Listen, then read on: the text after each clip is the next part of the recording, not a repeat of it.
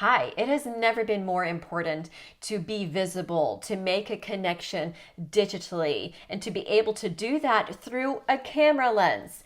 Well, I'm here today in this session to give you 7 tips on how to make a connection, how to be visible, but in a simple way, by just using your smartphone.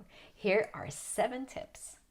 Tip number 1, make things visual. We're making a video, not an audio podcast. So let's make sure that you show people what you're talking about.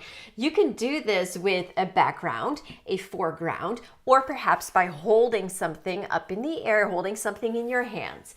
So think beforehand, what am I really going to show people? How is this going to be visually interesting?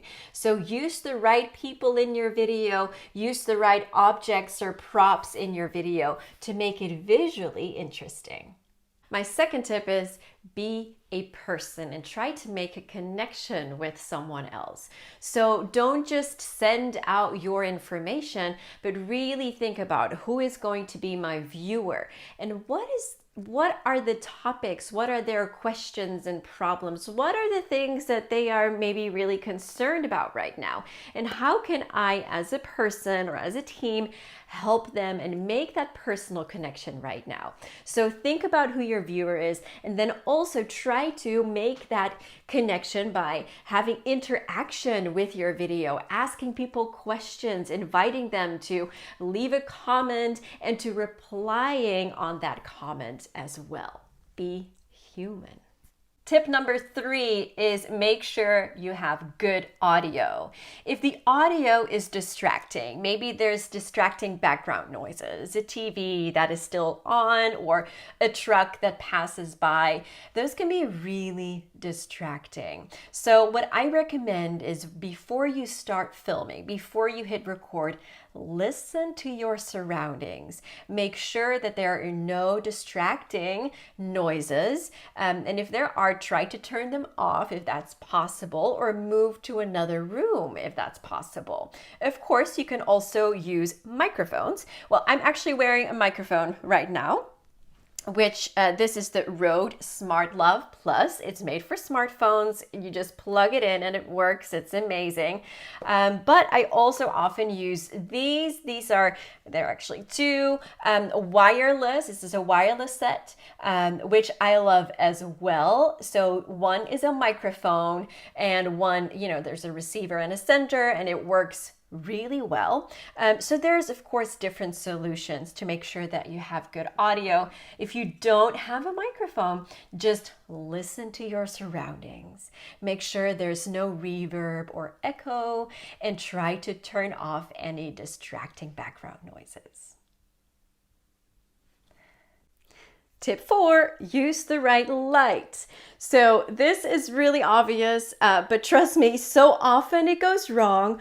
Often what you only have to do is face a window and just look. All I'm doing is facing a window and look at the difference it makes. This looks so much more professional than when I was faced the other way. And all I did was change my angle. So that's what I really want you to look at when you're making one of your very first videos, is look at the light. What are your natural light sources? Do you have any windows? Can you go outside? And can you try to face the light? Can you try to face a window? This can make such a big difference in how professional your video looks, and also in how you can establish that connection and make sure that your message is actually coming across. So make sure you check the light. Then also, as a second step, oftentimes your camera or your smartphone will actually do this pretty well. But if not, so maybe you're looking into the camera and the light is a little bit off. On most phones, you simply tap your screen. So I'm tapping my screen in different spots now. And as you can see, the light becomes different. Whew.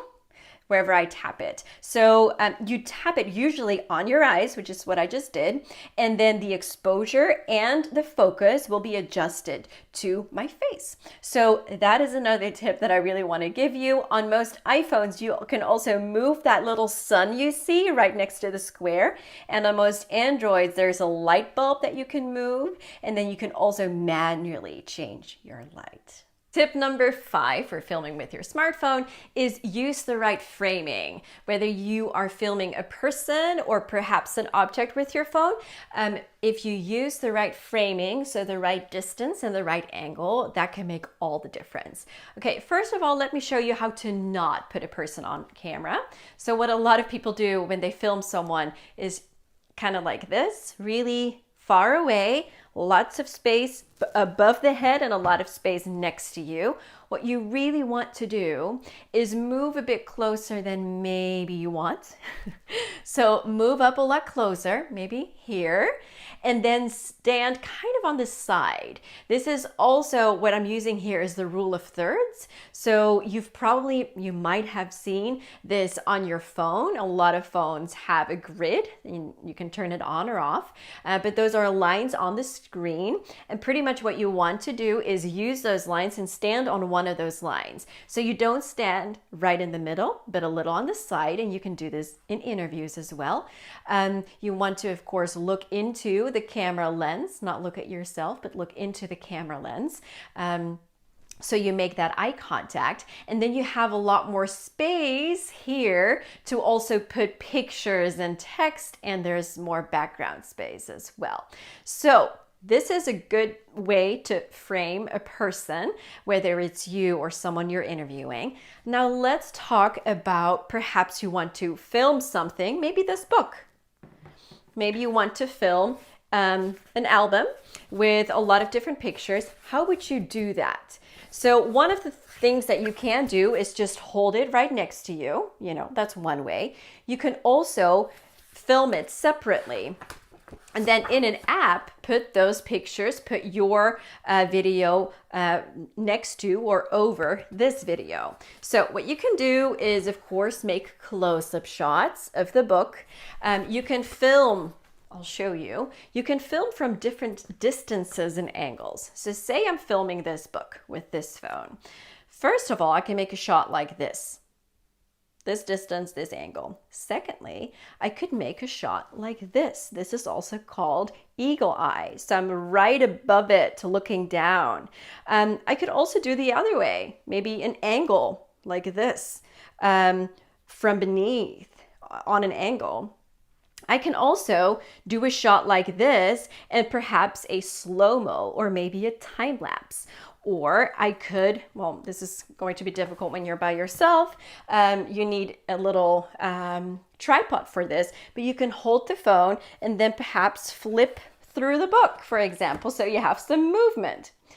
As you can see, what you want to do is try to think of creative, different ways to film an object. So instead of just holding it, try to think of this in different ways. How can I film this in an interesting way? Close up, further away, from above, from below, maybe with a time lapse, maybe with a slow motion, maybe with some movement. So I can hold the camera here and then just put the book over here. So try to think of different ways to film things, and that can really make your video a lot more dynamic. Tip number 6 is use the right apps. The great thing with your phone is you have everything in one device. You can film with it, edit it, and publish it all from your phone. Okay, my favorite apps of the moment are, first of all, Quick, Q-U-I-K without a C. This is a great app for iPhone and Android, and it's free.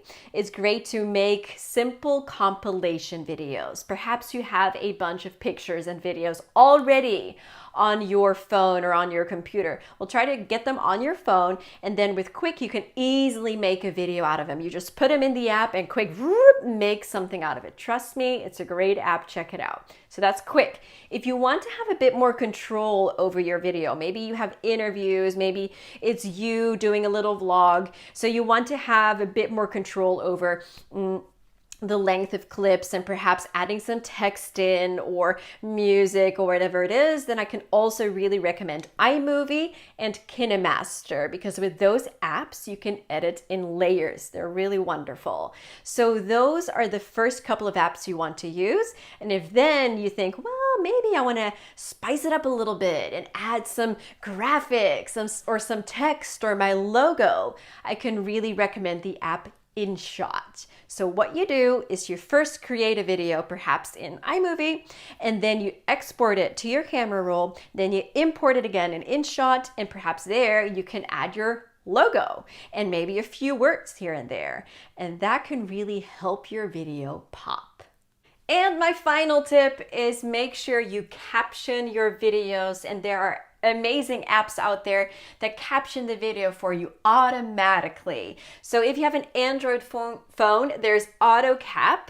If you have an iPhone, then there's Mix Captions. And these apps are really amazing. So once your video is done, it's finished, you export it, obviously, then you import it in either AutoCap or Mix Captions, and then the app listens to your audio, transcribes the clip for you, and automatically captions the video for you. You can, of course, change the captions a little bit, and then you export it, and your video is captioned. It's really amazing.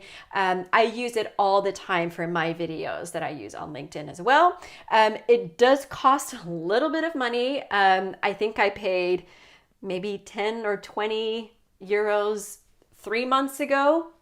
And I publish a video every week, and I'm still using the same credits. So I think it's probably less than €1 or less than $1 for each video, depending on the length of your video, of course. So the longer your video, the more credits it's going to cost. But it's really, really not that expensive, and I think worth every single cent. So I hope these tips helped and convinced you that you can do everything with your phone. You can film, edit, and publish with the camera in your pocket. My name is Pelpina, and I would love to connect with you. There's a lot more that I can show you, so definitely check out my website for a ton of free tools. For now, have fun making videos.